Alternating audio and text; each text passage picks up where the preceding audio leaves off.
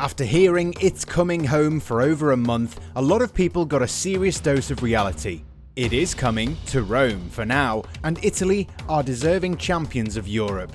Roberto Mancini's men arrived at the Euros unbeaten, and they leave the tournament with their streak well and truly intact. Hey everyone, I hope you're as buzzed about Italy's triumph as we are. The final was every bit as entertaining as we would have hoped it had been. So we're going to do some insightful commentary on the Euro 2020 final that exceeded expectations. Before we start, go ahead and subscribe and turn on the notifications. Italy mount a comeback for the ages. It took all of 2 minutes for England to take the entire nation to the cusp of glory. A beautifully whipped Trippier cross found an unmarked Luke Shaw, whose delightful volley found its way past Gianluigi Donnarumma. The goal was the fastest in the history of a European Championship final. There have been a lot of talks about the trophy coming home to England. That is, if it really is from England. And Shaw's goal got them closer to realising the dream. For nearly 60 years, England have suffered heartbreak after heartbreak, never getting anywhere near winning a major tournament. Geoff Hurst, one of the key men behind England's triumphant World Cup campaign back in 1966, was in attendance. So was David Beckham, part of the golden generation that had a lot of promise but sadly delivered very little. Next to him sat the Hollywood icon Tom Cruise. The script was literally writing itself. And throughout the first half, it was all England. Gareth Southgate's men were playing some lovely football and were making life difficult for the Italians. The Azzurri, who had never conceded more than one goal when Donnarumma is their number one, were shell-shocked. They had a plan, but Shaw's goal changed everything. Declan Rice was carrying the ball with confidence and the air of someone who's used to playing in finals. Harry Kane knew that the likes of Giorgio Chiellini and Leonardo Bonucci would be snapping at his heels all day long, but the Tottenham striker was twisting and turning with grace. Every shimmy and every dummy was a treat to watch. Luke Shaw was hugging the flank and even managed to cut inside every now and then. This England side was playing like a well-oiled unit and looked very much like a team that wasn't going to let it slip. The Italians, on the other hand, were struggling. Apart from Lorenzo Insigne and Federico Chiesa, the others were struggling to take any sort of initiative. Italy were falling apart in the final third, and they rarely tested Jordan Pickford, who could have chanted "It's coming home" with the fans without even having to stay alert. Ciro Immobile hasn't been scoring that freely, but the Lazio man cut a forlorn figure. Devoid of service and not really looking to create any space for himself, the veteran striker was anonymous at best. A tale of two halves. While the English supporters were already looking forward to seeing their barren run come to an end, most of us suspected that Italy would eventually grow into the game and would boss the midfield with Marco Verratti and Jorginho, and that's exactly what happened. This was Italy's 10th major tournament final, so they had heritage and experience to call upon. As the Azzurri turned up the heat in the second half and Southgate's side sat back to soak up the pressure, the raucous atmosphere simmered. The fans knew there was too much at stake. The one man who stood up in a bid to drive England forward was Declan Rice, but the West Ham midfielder had run his race by about the 70th minute. Raheem Sterling, meanwhile, was quiet on Sunday night, but has arguably been England's player of the tournament. Jordan Pickford, who saved 2 penalties in the shootout, could also have a claim to that accolade. The Everton man made a terrific save to deny Chiesa, and was unlucky not to have denied Leonardo Bonucci from close range. The Juventus defender became the oldest player to score in a European Championship final, and the goal wasn't a surprise at all. It had been coming. Bad management? There'll definitely be an inquest even though England lost a final. Questions will be asked of Southgate's use of substitutes.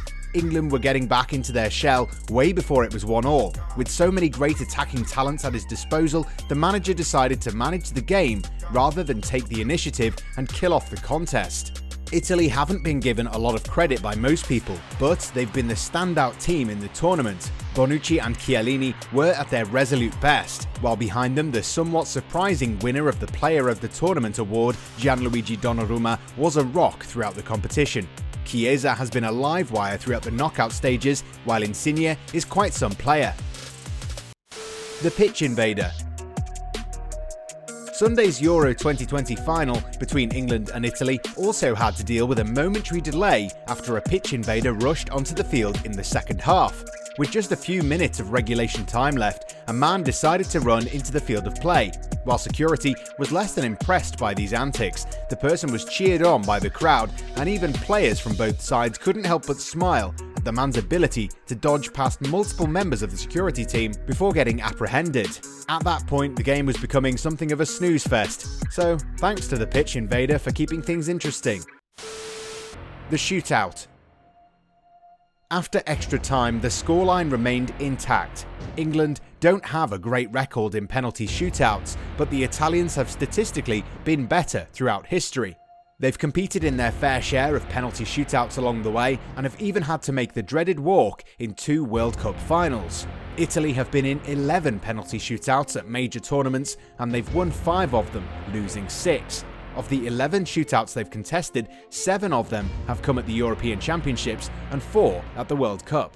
Their first penalty shootout victory came at Euro 2000, when they beat the Netherlands in the semi-final. Since then, their record in shootouts has been good, winning 4 more times in 6 contests. There's no doubt that they know how to navigate them, regularly producing players who seem at ease with the pressure of taking penalties. They scored all their penalties in the 2006 World Cup final victory against France, for example, while Andrea Pirlo's Panenka penalty against Joe Hart at Euro 2012 is the stuff of legend.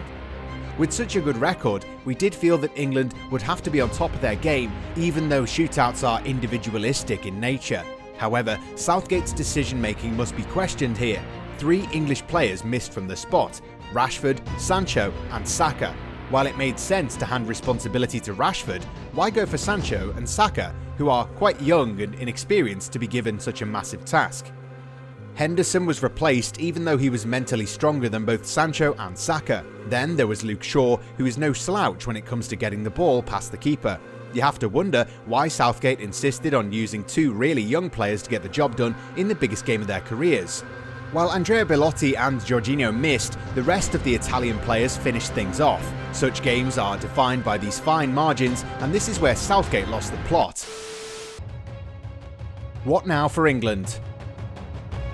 The 3 Lions played the final of a major competition for the first time in nearly 6 decades, and it's a cause for celebration.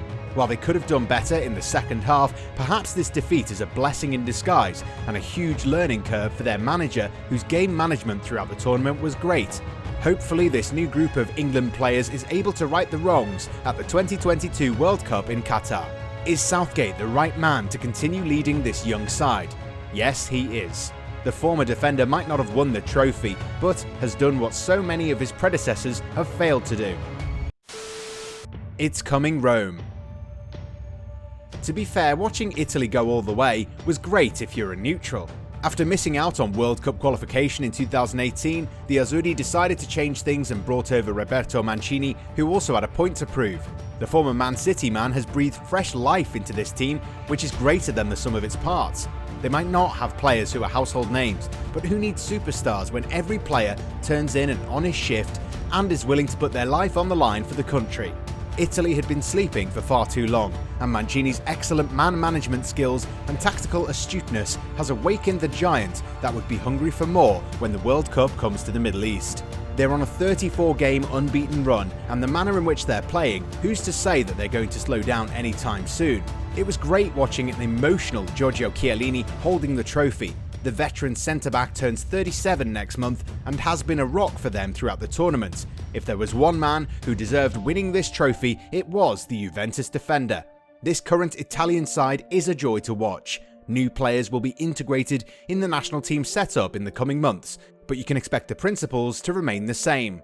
With just 18 months left to the 2022 World Cup, Italy will be looking to continue their revival and should expect to arrive in Qatar as European champions and more than just dark horses to become world champions.